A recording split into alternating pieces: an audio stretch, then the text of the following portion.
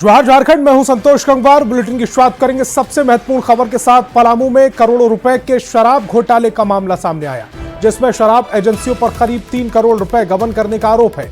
Salesman पैसे लेकर फरार हो गए, जिसके बाद विभाग ने गबन का मामला दर्ज कराया है। ये मामला हुसैनाबाद थाना क्षेत्र के शराब दुकान से जुड़ा हुआ है। उत्पाद विभाग ने एक कंपनी पर 2 करोड़, दूसरी कंपनी पर 70 लाख जबकि तीसरी कंपनी पर 63 लाख का बकाया गबन करने का आरोप लगाया।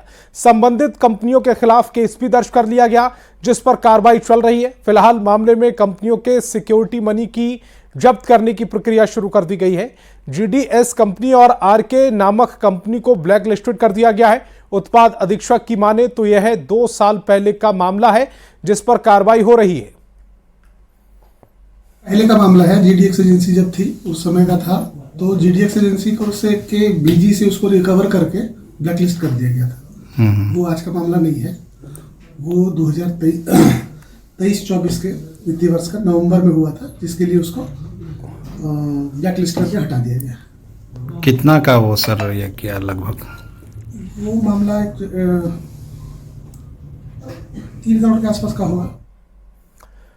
और साल 2025 झारखंड के राजस्व संग्रह के लिए नई खुशियां लेकर आया। झारखंड में 30 दिसंबर से 1 जनवरी तक यानी 3 दिनों में लोगों ने जमकर जाम छलकाए। तकरीबन 60 करोड़ की शराब गटक गए। उत्पाद और मद्य निषेध विभाग इस रिकॉर्ड बिक्री से उत्साहित है और देसी शराब की बिक्री को बढ़ाकर कमाई का जरिया और बढ़ाने में जुटा हुआ है। एक खास रिपोर्ट आपके लिए। झारखंड ने शराब बिक्री में तोड़ा रिकॉर्ड। 30 दिसंबर से 1 जनवरी तक जमकर छलके जाम। लोग 3 दिन में 60 करोड़ की पी गए शराब।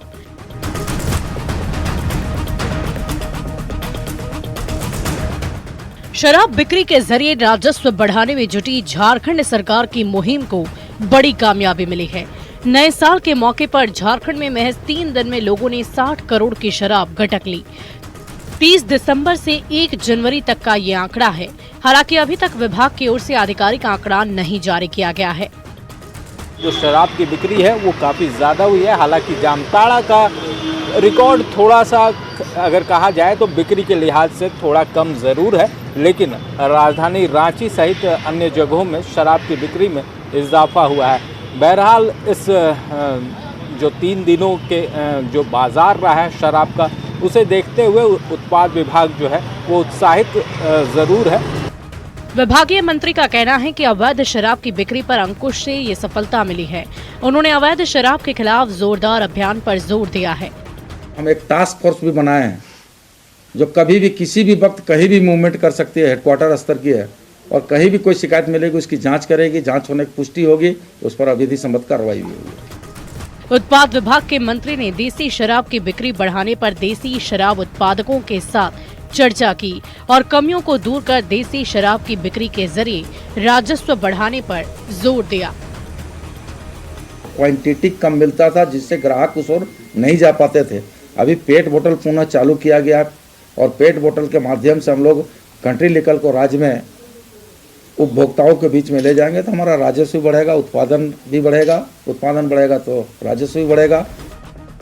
झारखंड में नए साल के मौके पर जमकर शराब बिकी और राजस्व संकट से जूझ रहे झारखंड के लिए ताजा हवा के झोंके की तरह आई है। राज्य सरकार लोगों के लिए कई योजनाएं चला रही है। राजस्व बढ़ने से सरकार को कल्याणकारी योजना चलाने में सुविधा मिलेगी। जरूरत है अवैध शराब पर रोक लगाने की, ताकि शराब की आड़ में कोई बड़ा हादसा न हो जाए। रांची से न्यूज़ 18 के लिए ओम प्रकाश की रिपोर्ट। पलामू में लेस्लीगंज बीडीओ सुनील कुमार सिंह को फर्जी कॉल आया और उनसे 3 लाख रुपए की डिमांड की गई। पैसे की डिमांड किए जाने के बाद बीडीओ ने लेस्लीगंज थाने में अज्ञात कॉलर के खिलाफ मामला दर्ज कराया। पुलिस की जांच में पता चला है कि कॉल करने वाला मानसिक रूप से पीड़ित है। फिलहाल पुलिस आरोपी की खोजबीन कर रही है। हमको लगा कि एडीएम, बाद में ये लगा कि एसडीएम बोल रहा हूँ, है ना। तुम वीडियो बोल रहे हो, हाँ, मेरे खाता में जो है सो मैं अकाउंट भेज रहा हूँ, मेरे खाता में डाल देना। ये एक बार नहीं 2 बार है। उसके बाद मैं हरकत में आया। मैं तत्काल थाना प्रभारी लेस्लीगंज से संपर्क किया हूँ। मैं उनको विस्तृत रूप से मैंने बताया हूँ, उन्होंने ट्रेस करना शुरू किया है। और कैमरून में फंसे 27 मजदूर गुरुवार को रांची पहुंचे। अब तक 38 मजदूरों की सही सलामत वतन वापसी हो गई। घर लौटने के बाद इन मजदूरों के चेहरे पर काफी खुशी दिखी। पर ये मजदूर कैमरून में कैसे फंसे, किसके झांसे में आकर ये 8000 किलोमीटर दूर कैमरून पहुंचे, पूरी आपबीती न्यूज 18 के साथ इन्होंने साझा की। एक खास रिपोर्ट आपके लिए।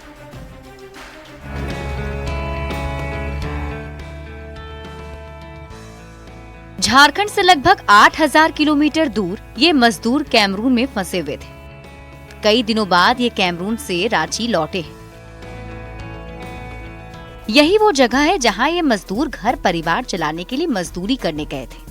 विष्णुगढ़ हजारीबाग के लोकनाथ यादव, गोमिया बोकारो के महेश महतो और गणेश महतो के साथ 47 लोग अगस्त 2024 से काम कर रहे थे, पर इन्हें मजदूरी के बदले प्रताड़ित किया जाता था और पैसा भी नहीं दिया जाता था।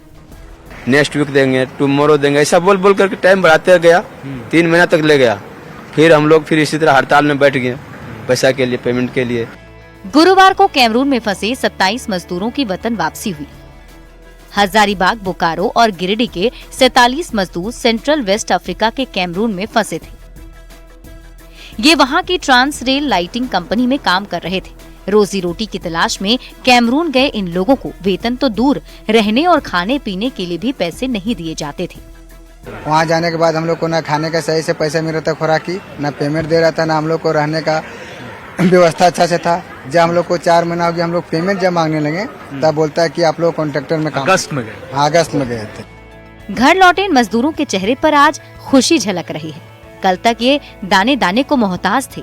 मजदूरों का आरोप है कि इन्हें ऐसा दिन अपने जान पहचान के रिश्तेदारों के कारण ही देखना पड़ा, जिन्होंने झूठे सपने दिखाए, ज्यादा पैसे कमाने की लालच और अपनों के झांसे में आकर ये कैमरून गए, पर उतना भी नहीं कमा पाए जितना इन्होंने जाने में खर्च कर दिया। प्लस यहाँ खर्चा ले रहा, डोनेशन ले रहा है हम लोग से, पैसा ले लेके भेजा है। कितना पैसा दिए सर? 25,000 रुपया वो कैश लिया। टोटल हम लोग को 40,000 रुपया खर्चा है जाने में। समाज सेवी अमरदीप कौशल की पहल पर केंद्र और राज्य सरकार की मदद से 4 ग्रुप में 27 लोग गुरुवार को अपने घर पहुंचे। इससे पहले 29 दिसंबर को भी 11 मजदूर लौटे थे। बाकी मजदूरों का डॉक्यूमेंट तैयार कराया जा रहा है। उम्मीद है कि जल्द ही उनकी भी वतन वापसी हो जाएगी। रांची संवाददाता अविनाश कुमार के साथ ब्यूरो रिपोर्ट, न्यूज 18। और झारखंड में रोजगार पर राजनीतिक रार ठन गई है। बीजेपी अध्यक्ष बाबूलाल मरांडी ने परीक्षा कैलेंडर नहीं जारी करने को लेकर मुख्यमंत्री हेमंत सोरेन पर जमकर निशाना साधा और झूठा वादा करने का आरोप लगा दिया। सत्ताधारी दल ने पलटवार करते हुए नौकरी के मुद्दे पर क्या कहा है, वो सुनिए एक रिपोर्ट। 1 जनवरी 2025 के पूर्व परीक्षा कैलेंडर प्रकाशित किया जाएगा। लगातार दूसरी बार झारखंड के मुख्यमंत्री बनने के बाद हेमंत सोरेन ने 28 नवंबर 2024 को मंत्रिमंडल की बैठक की और मीडिया से कहा कि 1 जनवरी से पहले परीक्षा कैलेंडर और लंबित रिजल्ट प्रकाशित किए जाएंगे। 1 महीने बाद झारखंड बीजेपी अध्यक्ष बाबूलाल मरांडी ने सीएम नीतीश को वादे की याद दिलाई और सोशल मीडिया पर लिखा कि हेमंत सोरेन झूठ बोल रहे हैं। 1 जनवरी 2025 से पहले जेपीएससी और जेएसएससी परीक्षाओं के लिए नियुक्ति कैलेंडर जारी करने की घोषणा की गई थी, लेकिन अब तक परीक्षा परिणाम या कैलेंडर जारी करने की कोई पहल नहीं की गई। बाबूलाल मरांडी ने मुख्यमंत्री पर जोरदार हमला बोलते हुए कहा कि हेमंत सोरेन जी, झूठ बोलने की भी कोई सीमा होती है। मुख्यमंत्री पद के गरिमा का सम्मान करिए और झूठ बोलने की आदत को छोड़कर प्रतियोगी परीक्षाओं का पारदर्शी क्रियान्वयन शुरू कीजिए। मरांडी के इस तीखे हमले पर सर्दी में भी झारखंड की सियासत गर्मा गई। जेएमएम ने करारा पलटवार करते हुए बाबूलाल मरांडी को फूका हुआ कारतूस बता दिया। वो अपने आप को एक फूका हुआ कारतूस खुद समझ बैठे हैं। इस तरह की बातों पर ट्वीट करना ये साबित करता है कि आप थोड़ा जरूरत से ज्यादा बेचैन हैं। सत्ता में शामिल कांग्रेस पार्टी जेएमएम से भी एक कदम आगे निकल गई और उन्होंने बाबूलाल मरांडी को एक्सपायरी टैबलेट बता दिया। देखिए, बाबूलाल जी अब हमें लगता है कि एक्सपायरी टेबलेट है, और एक्सपायरी टेबलेट जब तक पैक में है तो भी काम नहीं करता, और पैक के बाहर आने के बाद भी काम नहीं करता। बाबूलाल पर कटाक्ष को लेकर बीजेपी ने भी पलटवार किया और जेएमएम कांग्रेस के संस्कार पर सवाल खड़े कर दिए। भाई अपने से बड़ों को आदर करना चाहिए। बाबूलाल मरांडी जी वो आदर करने के बजाय ये लोग उनके निरादर का भाव रखते हैं। झारखंड के युवाओं के लिए सरकारी नौकरी और रोजगार पर शुरू हुई सियासत वार पलटवार में बदल गई। नौकरी की बात पर सियासत बेहिसाब हो रही है। देखना होगा कि जिस अहम मुद्दे को बाबूलाल ने उठाया है उस पर सोरेन सरकार क्या कदम उठाती है। रांची संवाददाता ओम प्रकाश के साथ ब्यूरो रिपोर्ट, न्यूज़ 18। और खबर रांची से। रांची के सदर सीओ मुंशी राम को एंटी करप्शन ब्यूरो ने 37,000 रुपए रिश्वत लेते रंगे हाथ गिरफ्तार किया। गिरफ्तारी के बाद उनके घर पर छापेमारी की गई, जहां से 11,42,000 रुपए बरामद हुए। मुंशी राम पर आरोप था कि उन्होंने जमीन मापी के लिए 50,000 रुपए की रिश्वत मांगी थी, जो बाद में 37,000 रुपए पर तय हुई। एसीबी ने शिकायत के आधार पर कार्रवाई करते हुए उन्हें रंगे हाथ पकड़ा। डीजीपी ने बताया कि सीओ की संपत्ति की भी जांच की जाएगी और मुख्यमंत्री ने रिश्वतखोरी के खिलाफ सख्त कार्रवाई के निर्देश दिए। एसपी और डीआईजी के निर्देशन में काम हुआ और इस व्यक्ति को रंगे हाथ घूस देते हुए पकड़ा गया। तो ये तो इसका वो था, बैकग्राउंड था। इसके बाद फिर उसके घर में छापामारी की गई, जहां पे 11,42,000 11,42,000 रुपये उसके घर से कैश के रूप में बरामद भी किया गया। तो ये अपने आप जो रकम दर्शाती है कि किस प्रकार से ये जो सर्कल ऑफिसर था ये लोगों से वसूली करके धन अर्जन कर रहा था और घूस का पैसा का इकट्ठा कर रहा था। नए साल के आगमन के साथ ही गिरिडीह में ठंड का असर भी बढ़ता जा रहा है। खासकर ग्रामीण इलाकों में शीतलहर ने भीषण रूप से धारण कर लिया है। इसे देखते हुए मोंगिया स्टील लिमिटेड के चेयरमैन डॉक्टर गुणवंत सिंह मोंगिया की ओर से हर साल की तरह इस साल भी चुनिंजक्का और पुरना नागर पंचायत में 100 जरूरतमंदों के बीच कंबल का वितरण किया गया। डॉक्टर गुणवंत सिंह मोंगिया ने कहा कि मोंगिया स्टील लगातार हर क्षेत्र में अपनी जिम्मेदारी को निभाता चला रहा है। इसी कड़ी में शीतलहर को देखते हुए कंबल बांटा जा रहा है, जो आगे भी जारी रहेगा। ठंड बहुत बढ़ गई है और जिला परिषद सदस्य मुन्नी देवी के सहयोग से यहाँ पर हम लोगों ने चुनका पंचायत और पूर्णा नगर पंचायत के लोगों को मिला करके जो यहाँ पर गरीब गुरुबा हैं जिनको इसकी बहुत ज़रूरत है उसके लिए यहाँ पर आज कंबल वितरण का कार्यक्रम रखा गया और कंबल बांटा गया है। हजारीबाग में ठंड की बढ़ती चुभन से प्रभावित लोगों को राहत देने के लिए उपायुक्त ने कंबल वितरण किया। यह अभियान तिलरा, चंपानगर, इचाक और रोमी गांव में चला। अभियान का मकसद जरूरतमंदों और वंचित वर्ग के लोगों को ठंड से बचाने के लिए सहायता प्रदान करना था। डीसी ने ग्रामीणों से व्यक्तिगत रूप से बात कर उनकी समस्याओं को सुना और योजनाओं का लाभ पहुंचाने का आश्वासन दिया। इचाक प्रखंड के चंपाडी नावाडी में आए हैं, फिर होर टोला है। यहाँ पे हम लोगों ने कंबल वितरण किया, राज्य सरकार की तरफ से जो कंबल दिए गए, और कुछ बच्चों के बीच चॉकलेट भी वितरण किया। ठंड काफ़ी है, लोगों से अपील है कि ठंड से बच के रहें। और बिहार की राजधानी पटना से इस वक्त की बड़ी खबर मिल रही है। 70वीं बीपीएससी की पीटी परीक्षा रद्द करने की मांग को लेकर छात्र लगातार धरना दे रहे हैं। इसे लेकर लगातार सियासत भी जारी है। बीपीएससी अभ्यर्थियों के समर्थन में जन स्वराज के प्रमुख प्रशांत किशोर ने आमरण अनशन शुरू कर दिया है। पटना के गांधी मैदान में गांधी मूर्ति के नीचे आमरण अनशन पर बैठ गए प्रशांत किशोर। प्रशासन की अनुमति के बिना ही प्रशांत किशोर धरने पर बैठे, जिसे लेकर जिला प्रशासन ने प्रशांत किशोर के खिलाफ नोटिस जारी किया है। प्रशांत किशोर से जिला प्रशासन ने गांधी मैदान खाली करने, गजनी बाग में धरना पर बैठने की अपील भी की है। जिला प्रशासन ने माइकिंग कर प्रशांत किशोर और अभ्यर्थियों को गांधी मैदान खाली करने की अपील की। गांधी मैदान खाली नहीं करने पर पुलिस कार्रवाई करेगी। इस मामले में पटना प्रशासन की ओर से प्रशांत किशोर के खिलाफ एक प्राथमिकी दर्ज की गई है। अन्यथा प्रशासन को बाध्य होकर आगे की कार्रवाई करनी पड़ेगी। आपने सुना सभी को सूचित किया जाता है कि ये इस जगह पर किसी तरह का प्रदर्शन करना इसकी अनुमति नहीं है, न ही इसकी अनुमति दी जाती है। आपसे अनुरोध है और आपको फिर से आगाह भी किया जाता है कि धरना स्थल गर्दनी बाग में जाकर अनुमति पहले से प्राप्त कर लें और वहां पे धरना स्थल पे आप प्रदर्शन कर सकते हैं।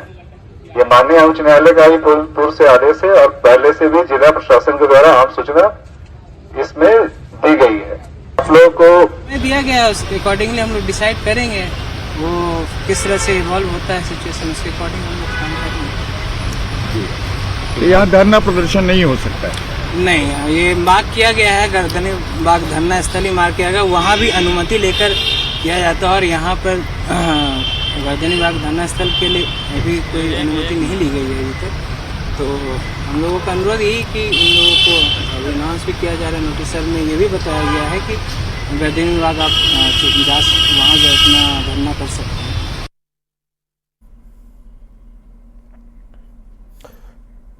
रजनीश हमारे संवाददाता ज्यादा जानकारी के साथ मेरे साथ जुड़ रहे हैं। रजनीश, जब धरना गांधी मैदान में हो ही नहीं सकता तो फिर प्रशांत किशोर इस जिद पर क्यों बैठे हुए हैं?